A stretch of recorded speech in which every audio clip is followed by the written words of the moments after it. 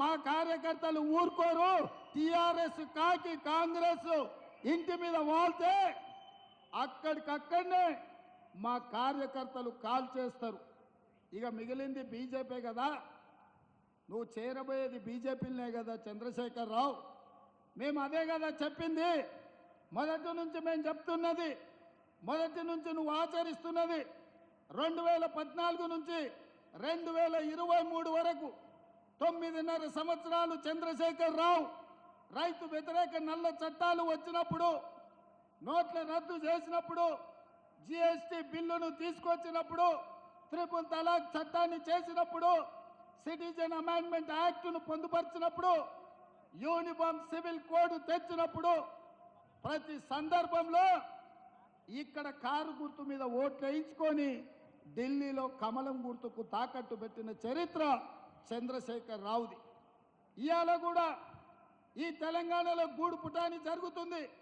అంతర్గతంగా ఒక అవగాహనతోటి కాంగ్రెస్ పార్టీని గెలవకుండా అడ్డుకోవాలని బీజేపీ బీఆర్ఎస్ ఈరోజు కుట్రలు చేస్తున్నారు. ఈ కుట్రల్ని తిప్పికొట్టాల్సిన బాధ్యత ఖమ్మం మహబూబాబాద్ పార్లమెంట్ నియోజకవర్గ కార్యకర్తల మీద ఉన్నది. అందుకే మిత్రులారా, కేటీఆర్ చెప్తున్నాడు కారు కొంచెం ఖరాబ్ అయి కార్ఖానకు పోయింది మళ్ళీ వస్తుందని. నేను చెప్పదలుచుకున్నా బీఆర్ఎస్ నాయకులకు, కారు ఖరాబ్ అయి కార్ఖానకు పోలే, కారు అనుంజడి కార్ఖానకు పోయింది. కార్ఖానా నుంచి ఇంకా ఇనుప సామాన్లోనికి, పాత సామాన్లోనికి తూకం కింద, కిలోల కింద తెగనమ్మాల్సిందే. మళ్ళా కారు రాదు, మీరు ఎన్నికల్లో గెలవరు. నామ నాగేశ్వరరావు గారికి నేను సూచన చేస్తున్నా, చంద్రశేఖర్ రావు మాటలు నమ్మి మోసపోవద్దు. నమ్మించి మోసం చేసుట్లా చంద్రశేఖర్ రావును మించినోడు లేడు, ఆ కుటుంబానితో పోటీ పడేటోడే లేడు. అందుకే మిత్రులారా, ఇవాళ చంద్రశేఖర్ రావు కథ అయిపోయింది. మన బోర్ల పడ్డాడు, బొక్కలు ఇరిగినాయి అసెంబ్లీ ఎన్నికలప్పుడు. ఇప్పుడు మిగిలింది పడగ.